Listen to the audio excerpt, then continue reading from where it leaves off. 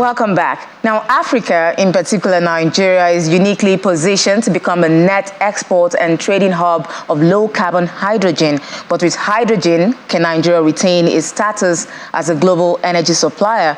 What with the several challenges and hurdles it has to surmount to realize this ambition? Chinendu Kwos, energy expert and Vice Chair, African Energy Council, joins me to make this assessment. Good afternoon, Chinan. It's good to have you on the program. I will. Good afternoon. It's a pleasure to be here.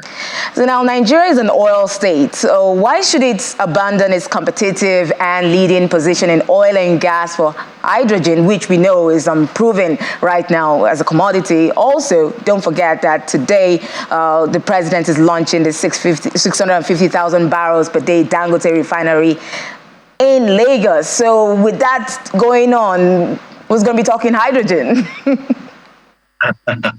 You're 100% right. I think that's a good place to start, actually, around the refinery. This is a massive milestone for the Nigerian state, and I think one that every Nigerian should be immensely proud of and inspired by. I've got to say, this is the largest single train refinery in the world, 650,000 barrels capacity, refining capacity. It would supply much of the crude needs for Nigeria, 100%.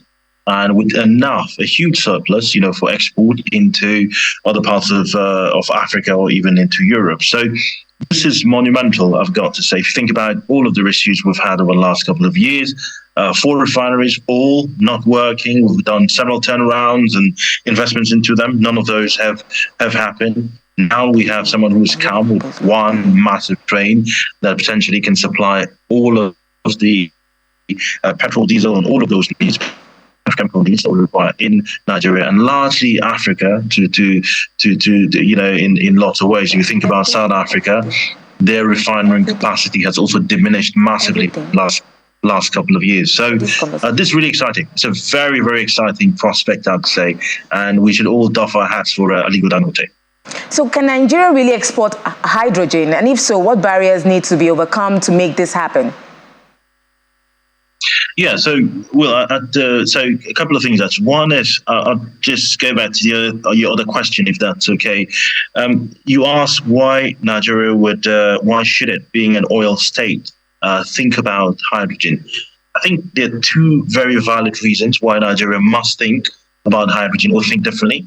The first of those is the markets that we are supplying as an oil state. So we produce crude oil, the markets we're supplying and selling to, those markets today are transforming. Those markets today are moving away from oil and gas. If you look at the transportation sector, if you take Europe as an example, Europe today has just come up with a mandate by 2035, no petrol, no diesel cars will be sold in Europe anymore. If you flip over into the UK, the story is exactly the same. By 2030, no new petrol or diesel cars will be sold. What that means ultimately is a huge chunk of your crude that goes into that market will not have where to go because all of those vehicles, the transportation sector has transformed, has gone electric. So that's one. That's one reason why Nigeria has to think about that. The risk to Nigeria is we might end up having stranding of our assets. Our oil and gas may become stranded, low in value, nobody wanting it. So that's question one. Number 2.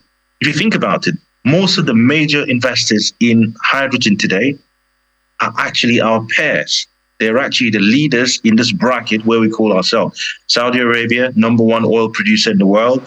UAE, number 6 or number 5, I think, oil producer in the world. And a variety of them. Kuwait, our pair. Qatar. I mean, many of these countries are massive oil producers themselves. But they are the ones who are taking a leading position in hydrogen. Now, why, you might ask, is exactly that. Everybody is thinking about hedging their bets. They produce oil and sell oil, yes. But the question here is if hydrogen as a commodity is going to have a place in 2030, 2040, 2050, how do you take advantage of that? So many of the countries like Nigeria are taking advantage of that, and they're hedging their bets and making big investments into hydrogen. So these are 2 reasons, I think, why Nigeria has to think about hydrogen as a commodity. Chinan, we're clearly running out of time here. I believe we'll have to leave it off here today. But it was great having your perspective on the program. Thank you so much, Chinan Dikwo, Vice Chair, African Energy Council. African Energy Council. We do hope that Nigeria explores this hydrogen energy ecosystem properly. Thank you so much.